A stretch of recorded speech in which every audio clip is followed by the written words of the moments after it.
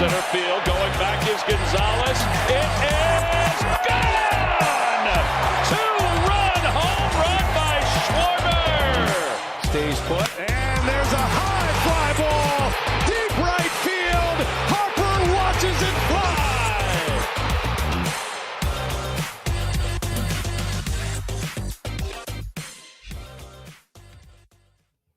And we are back. Episode 1 of the 2024 season.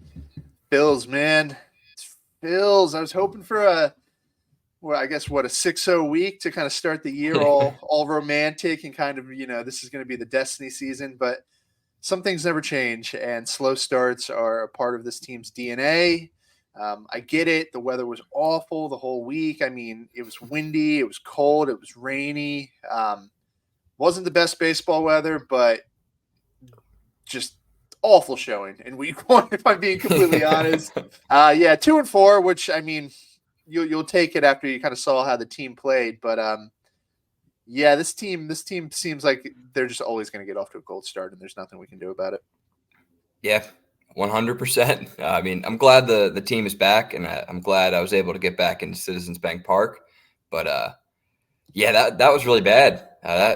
Especially that Brave series to start off the year, our arch nemesis.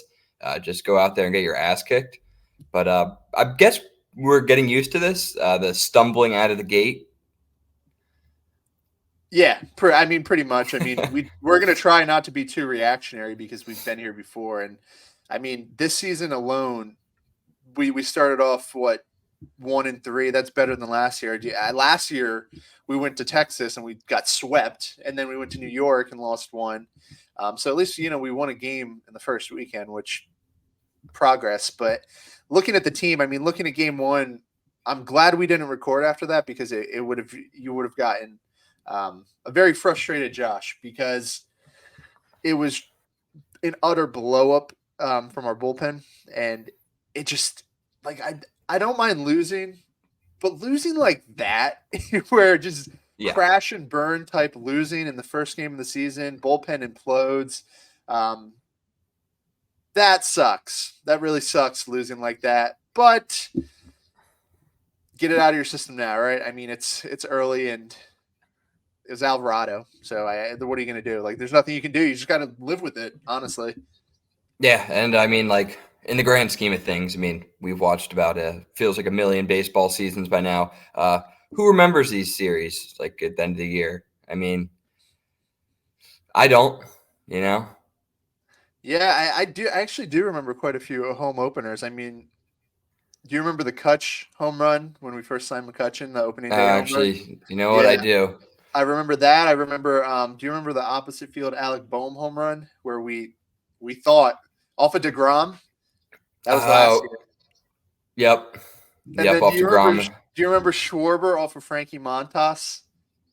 I don't remember that one. No, Oakland A's. Yeah, Schwarber off of Frankie Montas. I remember a lot of opening day stuff. I don't think I'm going to remember anything from this opening day. My point revoked. Yeah, just to go against that. Yeah, it's a game that a lot of people remember. I'm going to try to forget this one.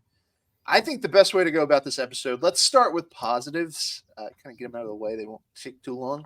And then we can kind of talk about the problems, because the problems are going to take up kind of a bulk of this episode. Not like we're not going to come crying like, oh, the season's over, but there's some ugly things going on right now that we should probably talk about. Johnny, first week, what went right? What went right? The starting rotation looked really good. The starting rotation from 1 to 5, even Spencer Turnbull. What's up? 1 to 5. Nola. Yeah. Yeah, but that's in the grand scheme of things, we had some really good pitching the first week. One bad outing out of Nola doesn't really speak for the whole rotation. I think Nola's going to bounce back. But generally speaking, out of Chris Sanchez and Turnbull, that was really promising. I think that was probably the biggest positive for me. Yeah, for sure. Those were the two names in the rotation that I was actually watching the closest. Not super worried about any of the big three guys. Sanchez looked really good. He looked comfortable. His stuff looked really sharp. His velocity looked really sharp. And he had that confidence of, year one is under my belt. I'm here. I'm here to do a job this year. It's no longer I'm fighting for a rotation spot. Like, I'm here to help the team win at this point. He looked awesome. His stuff just, it's such a simple formula that he has. The changeup, fastball combo, keep him off balance and keep the ball low. Just limit like their ability to get the ball in the air. I really do think it's something that he can repeat, not just, this season. I think that's a starter that can kind of make a impact for a long time, just because, it's a simple formula. It's not overly complicated at the end of the day. Yeah, no, he has pitches that complement each other well. He doesn't throw the hardest, but he knows how to locate them properly, so they do complement each other with the fastball, the sinker, and the changeup, kind of keeping them all at the same arm slot and kind of trusting it. And he looks so confident. You're right, though. It does look like he's taking that second-year jump. He knows it's his spot. He owns it. I think we'll spend the whole year there. Oh, for sure. And then Turnbull, who is the other name that we were kind of watching. I think if he can continue to pitch like the way he pitched that first start, I think it's really going to pose some tough questions to this team, because Taijuan Walker is on a rehab assignment. He's getting healthy. I'd rather have what Spencer Turnbull can give us if he can kind of repeat what he did. He doesn't have the hard stuff that he used to when he was like a early riser in the Tigers farm system. He doesn't have the 96, 97, but what he does do is he throws strikes. He limits hard contact, and he doesn't really get phased too much by base runners and stuff going on in the game.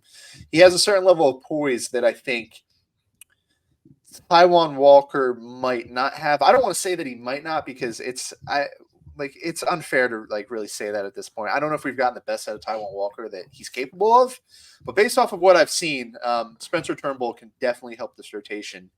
And to take someone pitching like that, if he can continue to just pile up these short, effective starts where he goes 5-6 innings out of the 5 spot in a rotation, that's all you need. That's really all you need, and it's going to be tough to remove that from the rotation if Taijuan gets healthy, but that's kind of my gut reaction now with it. Yeah, obviously it's just one start, so we also might be seeing the best of Spencer Turnbull with that one start. We don't know what the future holds, but if he can deliver like that and just be really accurate and stay out of the middle of the zone and induce weak contact like that, that is a textbook 5th starter, and he can keep us in any game he pitches, which is exactly the job of a 5 starter. Yeah, the reason I sound so confident there is because it's not like it's Christopher Sanchez where this is his first go in the majors. Spencer Turnbull has had good stretches of pitching in the majors. Yeah. With the Tigers, he was damn good. Like, he was a good pitcher. And I've seen him do it. You can say he's a different pitcher now. Yeah, I've seen him do it over the course of a season. So I think that pitcher in there, like, he knows how to go about that. He knows how to be a big league pitcher. And yeah, like you said, he doesn't have the same stuff, but he has thicker skin because, he's gone through the gauntlet of a major league season. Yeah, no, I hear what you're saying there. I think it'll be interesting to see if he can keep being effective with more of the accuracy, less of the velocity and power stuff. I think it's a great way for him to transition his career. I just hope he can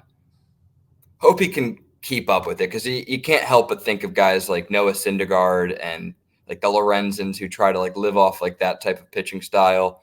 That's where my head goes. I go to Kyle Gibson. I go to stuff like that. Hopefully he's a more productive 5-star than those guys. Speaking of former trades, did you see Ben Brown the other day? No, did he start? They have him as I don't really know what they're doing, but he pitched 4 innings out of the bullpen, so I guess he's like a long man / like a piggyback. Like, they have an opener type thing, and I think he's coming in after to get him far deep in the game. He looks good. He looks really good. Good. Yeah, I'm happy for him. I knew that was a bad trade the minute we did it, but yeah, it's also kind of rough seeing Ben Brown on Pitching Ninja's Twitter when the guys that we decided to keep, McGarry can't throw strikes, Painter can't throw at all, Abel is our only hope. That's a little tough. Ain't that something? Baseball is And, weird. yeah, and all Trading for a is couple so months of hard. David Robertson. Yeah. I just saw that and that reminded me of that. But yeah, Turnbull, very good. Ranger, Wheeler, nothing much to say about those guys. I think that we can kind of expect the status quo. Nola, who Got shelled. got shelled. And we got to be at the game. Lucky us. Any comment? I don't even know what to say. Flush it. Flush it. It's the Flush it. Braves. And then Hard go pitch against contact. go pitch against the Nationals, get your confidence back, get your stuff right, and then just move on. It's one Yeah, start. the Braves are just. I mean, I don't think you can take them anything they do against you. Like they're just that lineup's so good. So I'm not sweating it with Noel. I'm sure there's a large portion of people that are. I'm not. Rotation's not a super big worry at this point. Bullpen, I guess let's just get into the bad after that because is that the only good you have? I don't have any more goods. Bryce Harper. I do have a good, yeah. Okay. I was gonna say it was very nice to see Bryce heat up, obviously, and Kyle Schwarber. I think Kyle Schwarber looks like a lean hitting machine this year. He's slapping some singles around. His contact swing looks a little better. I'm excited for Schwarber this year. Yeah, I was going to talk about Bryce too, but I wasn't going to even talk about his 3-homer game. I'm What are happy you gonna that talk about? he didn't Him break flipping his over the neck rail? when he flipped over the rail. I thought like I just witnessed someone die. Like it looked awful from right field, and yeah, that would have been a bad day. Yeah, Bryce has one speed though, and that's why we love him. Very true. 3-homer game. Shout out to him. I knew it was coming. I'm never worried about Bryce Harper unless he's falling over a rail. Schwarbs looks awesome, man. He looks like whatever his gym routine was this offseason, whatever his diet was, pass it along to me. I could use that information. He looks great. Running the base as well, making more contact. He's batting 280. I know it's just the first week. I think that 190, whatever he did last year, I think just bump that up 30, 40 points just between him and his, longevity being better throughout the season. Awesome development there. And not really something I was expecting. I thought if he showed up and he kind of did what he did last year with the 196 and 45 bombs, that's fine. But he seemed determined to get a little healthier, a little more in shape, and it's probably going to pay dividends, especially since he's out of left field and not being tested as much there. Yeah, I think that's only going to be a good thing for him and just being able to focus on what he does best, He's a hitter. He's a slugger, and we don't need him getting banged up, diving for balls in left field. Just not worth it. Yeah, home run off a Sale, right? Tough lefty. Yeah, that was nice. Yeah, that's all we have for the good. Number one bullpen in baseball per ESPN looked Jinxed. like hot garbage, and everybody's guilty. We're not playing favorites here. Alvarado got shelled. Sir Anthony looks he's a mess. Brogdon has lost a job. And deservedly so. He didn't pitch well in the spring. He was lucky to have that rotation spot, and he did nothing to earn it. Absolutely nothing. Soto, fine. Hoffman, it's not the best we've seen Hoffman. He's at the bottom of the list right now. Strom was guilty on the first day of blowing the lead. Really just no answers down there. Like I said, I think a lot of it comes back to relievers. They're just slower to get into the swing of things because starting pitchers in spring training, they get actually stretched out. And like relievers, like it's tough when you're just throwing an inning every couple of days in spring. Like I think that their whole progression takes longer. And I think that's kind of what's going on with a lot of the guys. Plus, if you're in the Philadelphia area, it's been awful pitching weather. It's been cold. Terrible pitching weather. It's been rainy. You can't grip the ball. Your muscles are stiff. Day one with Wheeler throwing into, what was that, like 40-mile-an-hour winds? Like, I don't even know how he was doing that. I mean, it slows your arm down. Nothing is fun about what those pitchers did this week. But they should be better. I'm hoping they're going to be better. And I think they will be. Yeah, no, I think it would have been a really nice time after this to get off the East Coast, but we just get to go down to DC where there's more rain. Great. Yeah, I mean it's right down the road. And once again, if we get kind of bailed out the Nola with his brave start, relievers had to deal with the same lineup, and there's no easy way to navigate that. So that deserves to be said as well. And shout out to Ricardo Pinto for just a legendary performance coming Absolutely. into that game after Spencer Turnbull. I guess it was Tuesday. I think it was Tuesday. Probably the most miserable day of the entire week. Shows up in the middle of the game and just goes out in the worst conditions possible, and just horrible. He just does what he has to do. He sucks it up and closes out the game for us in a game where no one was available because we're babying these relievers, which maybe too much, but there's no point in debating that. Hindsight's always 2020. But no one else was available, so he showed up and he had to go straight into the game, and he did good. And as far as I'm concerned, leave him down there because he earned his chops that night. No, absolutely. I think I'm just going to go back to your point about relievers. I just kind of thought about this, but I think with spring training, relievers don't get that intensity level that the regular season offers. I mean, we know the vibes in Clearwater. No one's worried about the game. We're worried about our beers and a nice sunny day. So once they start getting booed around a little bit and they see some angry fans, they'll start to correct their behavior. And I think give it a week back in town and they'll figure it out. Yeah. We really aren't that worried, are we? I'm in Clearwater. I'm like ultra not worried. All I'm usually worried about is when I'm going to get my next Frenchie's grouper sandwich. That is the only thing that I'm concerned about the whole trip. And yeah, there's no replicating coming into a tied game, like regular season game, bases loaded. Like they're figuring out how to like dial themselves up. They're not concerned at all about the base runners. They're not concerned about working out of that situation. They're just trying to like get loose and healthy. Yeah. So, not super worried about the bullpen. Kind of should probably get into what I'm actually worried about. Yeah, please do. A lot of the problems that we have talked about this offseason and the past fall, they're still here.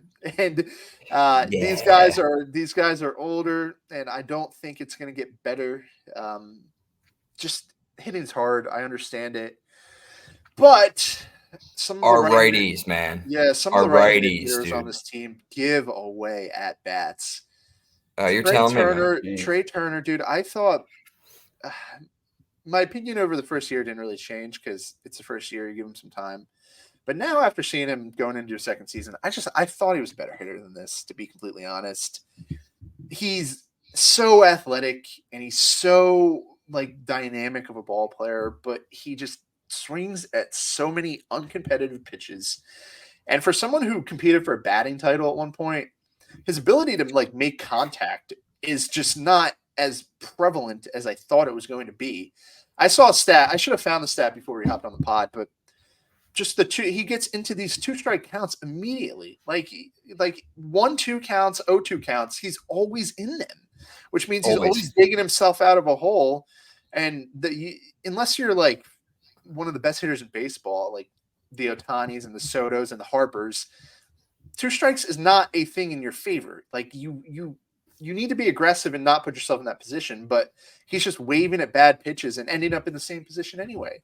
And I don't know what's going to give, because you think he would have learned it after the fall and that complete mess of a D-back series, but he's back and doing the same thing. So I don't know what's going to happen there. I don't see anything changing if it didn't change over the offseason. Yeah, I agree. That's definitely that was not the right-handed bat I was going to bring up, but I'll let you cover the other one. You can cover the other one. But just to kind of hit on Trea Turner, I really do feel like he has like this whole case of like trying to do too much, and then like we saw that last year, he was pressing so hard. I do think he'll start letting the game come to him, but boy, even in the field, does he really just force stuff and like relax, take a deep breath, like. you've been doing this for your whole life. Like, I don't know why he's pressing like this. Like, he needs to. But that's besides the point. But he reminds me a lot of a guy, another guy who's Nick Castellanos, who is really just a pain in the ass to watch hit. I mean, I'm really thinking, why didn't we find a way to upgrade at right field? I hate to overreact this early because I like Castellanos. He seems like an integral part of like the clubhouse. But I mean, his plate approach is just there's no approach. It's bad. It's I know everyone wants to crap on Johan Rojas, but like, take care of Nick Castellanos and Turner first. These guys are the guys that are supposed to are being paid to carry the lineup. It's and then we're all just zoning in on Rojas online. It feels like it's not an overreaction at this point, because this reaction's not based on 1 week of baseball. This reaction's based on a year and a half of. I mean, we're going on 2.5 years of Nick Castellanos just doing the same thing and not learning and not getting better. His approach is similar to like if I were to participate in a home run derby where I go up there and I'm just swinging at everything, trying to put it over the fence. The first pitch, he's just hoping it's going to be fastball right down the middle, and it's never fastball down the middle anymore because people know that he's looking for a fastball down the middle. So it's usually off speed stuff. He can't get his timing right in the box because, like I said, he doesn't have any idea of pitch selection. He's not looking to kind of like take the pitch where it goes. He's looking for one singular pitch, and he wants to deposit it over the fence. It's going to result in a ton of strikeouts. And as he loses the ability to make contact, which every hitter does as they get older, he's going to become unusable at a certain point.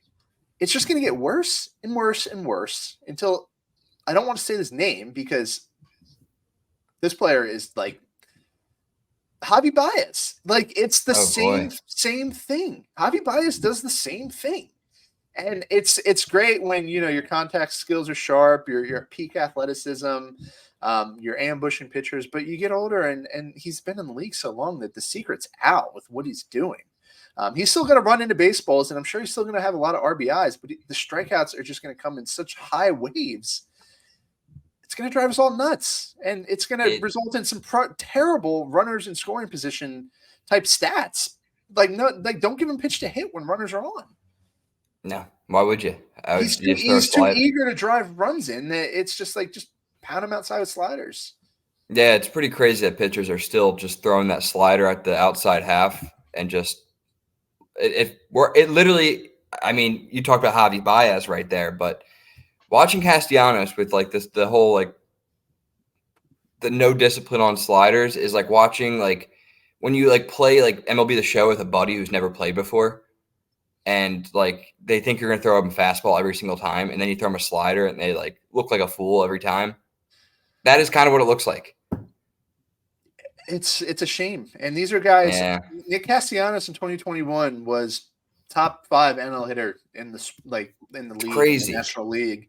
He was scary to face. I remember facing him, and Neftali Feliz came into the game, and it was like, oh, Nick Castellanos, he's like the guy you don't want to beat your team. He was like, we were treating him like Team Street Bryce Harper. Like, that's the scary guy. And it was scary. I was actually worried because Neftali Feliz, he's like 38 or whatever, and he pitched him, to him, and Nick hit a grand slam, and the intensity and the hitting prowess, haven't seen that really since 2021. I don't know if it's going to come back. I mean, I think it will because it's just happened so long, and there's too many people in that clubhouse that are on the analytics of hitting that know exactly what pitchers do every single time. The formula has been cracked. So our hitting coaches should all know exactly what's going on here. You just got to reverse your approach. 3 with Kevin Long. Like, why is nothing changing with his, like, why can't we fix him? Is it stubbornness, or does he think that what he's doing, like, you look up at the stat line, and I get it. He batted like 270 with 29 homers and a lot of RBIs. Is he looking at that and saying, that's good, that's productive? Because I look at that and I dig a little deeper, and I look at other stuff, which is why we're here talking about it. Do you think that's what's happening? I don't think so, because I think one of the first things that was talked about with with coaching and front office was because we look at the past two postseasons, exactly what our issue was that didn't allow us to be that team, that contending team, is our right-handers striking out against great relievers, even not even great relievers, just an average right-handed reliever with a slider can strike out every righty we have. That had to be the number one thing they talked about. I'm just like a 25-year-old dude that does a podcast, and I see that like clear as day. That's been the reason we couldn't take it to the top. Like that had to be the number one thing they talked about. Freaking Kevin Ginkel coming in and making us look like Kevin freaking high school Ginkel team, dude. Like, oh my God, it's driving me nuts. And there's not much else we can say about Nick, but Nick, I hope you put us in our place here. But man, just come on, like we all see it. That can't be masked anymore because Johan Rojas is getting consistent at bats, and he's a dead out. Like, I hate to say it, I'm rooting for the guy. He's a dead out, and I think that there's waves of people in the organization that have a better chance of getting a hit than him right now. Not even on this team. Like in AAA, there's just better hitters. He has ways to go hitting wise, and if he's a dead out, you need, especially the righties, because Rojas is a righty, you need the righties to step up. And JT's been good. I will say that about JT. He's looked fine. He looks to be a little more comfortable in the box. Alec Bohm looks fine. He's got some of our only RBIs. Thank God that he had those RBIs, because no one else is doing anything from the right side, because, JT already batted. It's tough out there, man. And I don't know what the answer is, whether it's giving Whit Merrifield just a permanent spot in this lineup. I'll be honest, he didn't look that good either. But yeah, you know what? It's really tough to react on like one guy because it's a team-wide thing right now. They got to wake up. Just the right-handed side, really. I'll leave Alec Bohm out of that because he can hit with runners on, which is something. Yeah, which is something you would think a guy who won a batting title would be able to do. But how is Alec Bohm a better contact hitter than Trea Turner? Blows my mind. It's driving me nuts. It's kind of similar to like those late 08 run teams, how they just couldn't hit lefties at all, because you had Chase still in there, and then Jimmy Shane, they were okay from the right side. You had Ryan Howard. They just couldn't hit they couldn't hit lefties at all, and they couldn't hit righties at all. It's driving me nuts because you knew it. You knew the problem. You knew it. You had all off season, and we're here. We're here talking about it. I do think that they thought they could fix it with development in house, and they might. I'm in the camp with Rojas.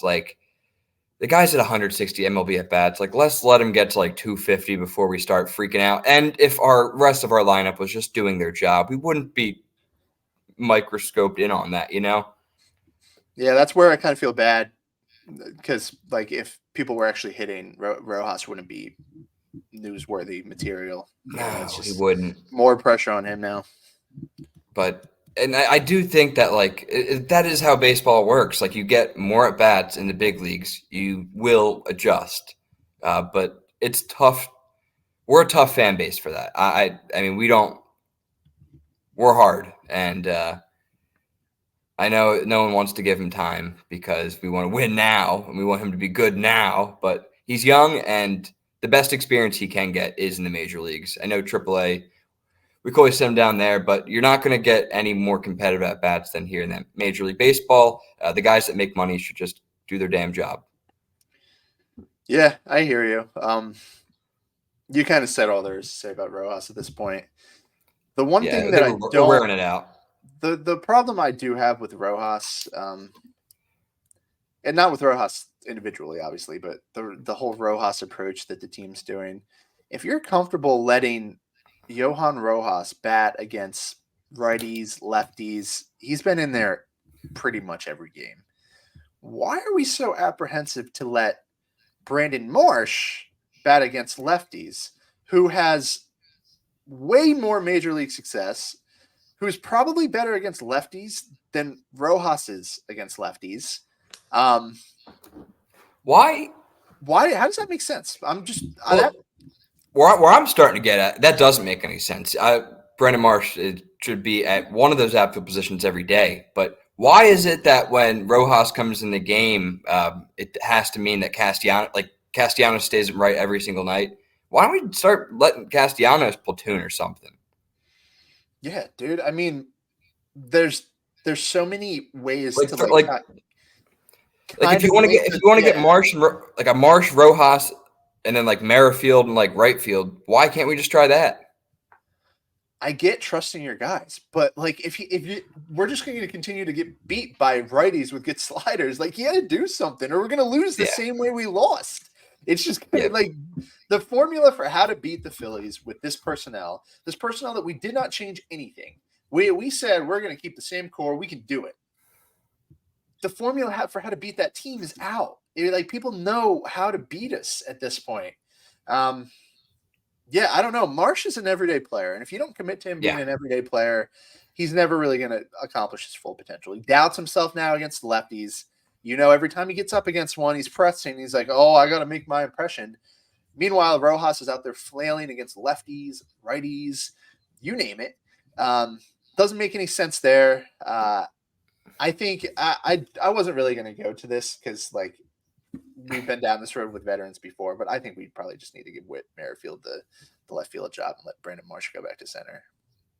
We need to get the I think Brandon Marsh should be playing every day, and I think it should be Whit and Rojas sharing time. I think they're both righties, though. It's tricky there. Yeah, who cares? I mean, it's not like we have lefty that hits like a righty really well either. So that's true. I mean, yeah, like we don't really have that option sitting there. Yeah, it gets into the question. We have a shit ton of righties. How long of a leash do you give Johan Rojas? Like, how long do you think they're willing to continue this experiment? I mean, the guy is like 150 MLB at bats. I mean, I would hope that like. I know, but dude, if he's, I mean, they could. Again, I wouldn't be mad if he went down to AAA. Like, I wouldn't freak out. Yeah, definitely. That's what I'm saying. I'm not saying like, give up on him. I'm saying like, you want to trade him? Like, damn, throw him out there every night. He started off 0 for 15. Yeah, I didn't think this was going to be the plan, but I think what people also forget about Rob Thompson, he's always been clear about. He has a lot of different lineups in the beginning of the year because he wants to ease people into the season, and he wants all the players to stay healthy throughout the season.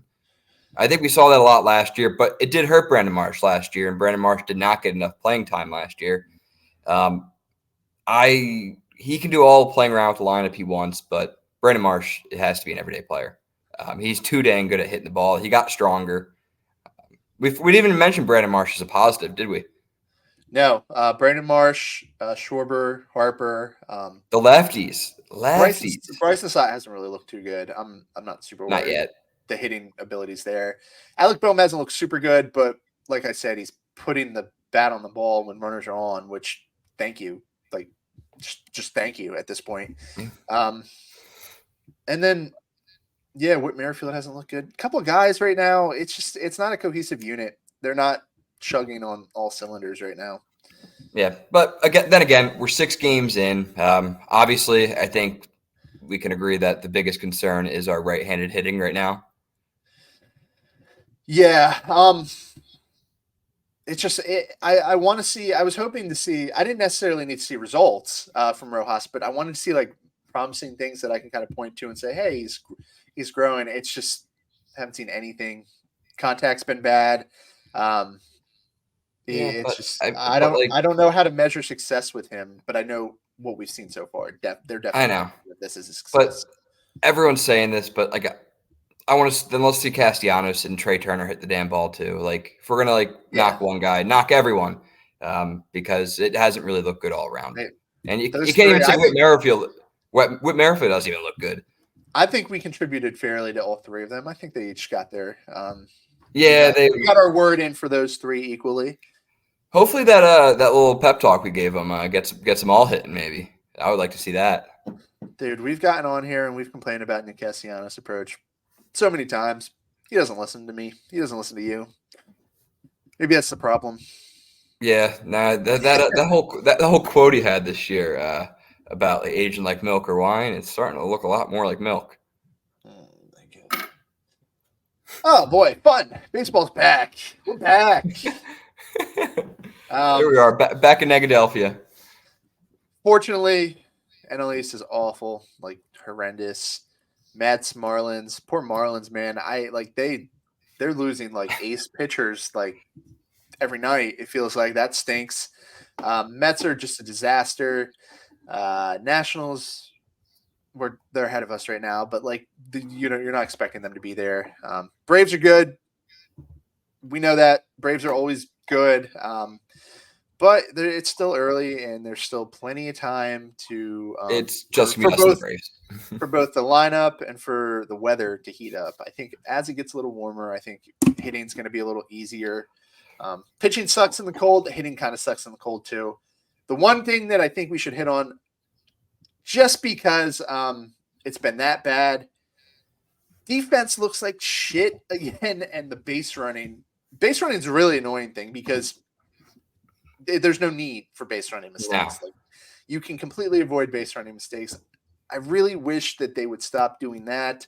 And then the defense, Trea Turner made a couple errors. I looked up the stats on him since he's gotten here.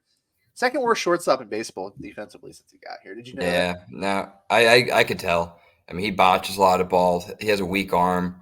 Unfortunate because he's such a good athlete. I just feel like he presses too hard. I feel like he has the tools. He makes the flashy plays, but the routine plays give him issues for some reason. All the talent in the world, and it drives me nuts watching him make those mistakes because I know he has all the talent in the world. Alec Boehm, he seems to be boomer bust. Made some nice plays, made some bad plays too. Defense is definitely still kind of getting into it.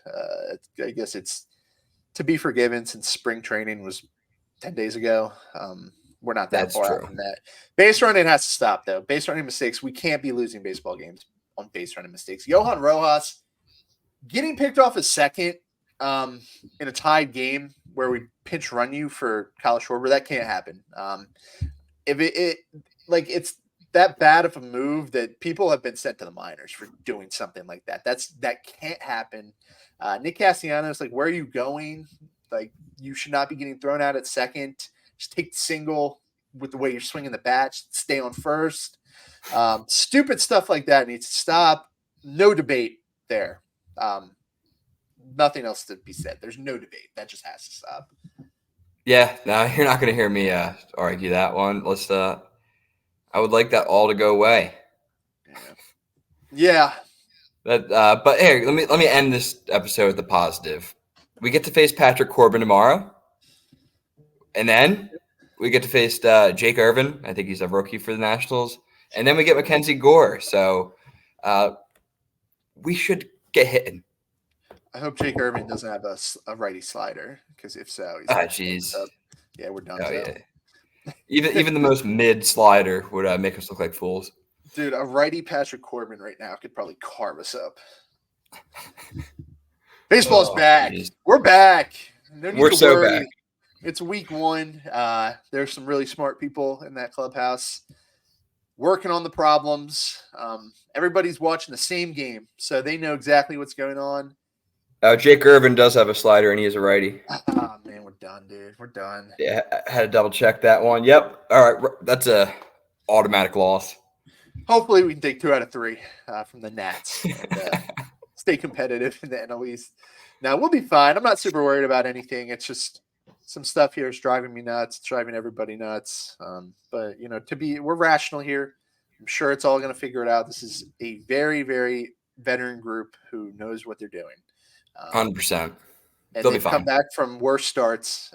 They've come back from much uglier baseball. And you just got to trust the process. We'll pull it from Joel Embiid's handbook there and just trust the process. Yeah, welcome back, Joel. Yes, welcome back, Joel. And I think that's a good note to kind of end the podcast on, unless you have anything else. We'll be back soon, hopefully with better news for better performance from our Phils. as always, thank you guys for listening. Go check out Pick Swap Media. I'm sure they're talking about Joel Embiid and the Sixers, who Yeah, the new look Sixers. Yeah, Looking good. can't really speak too much about them, but definitely check them out, and they'll give you the scoop on them. And we'll be back soon. Thank you guys. All right. Go Phils.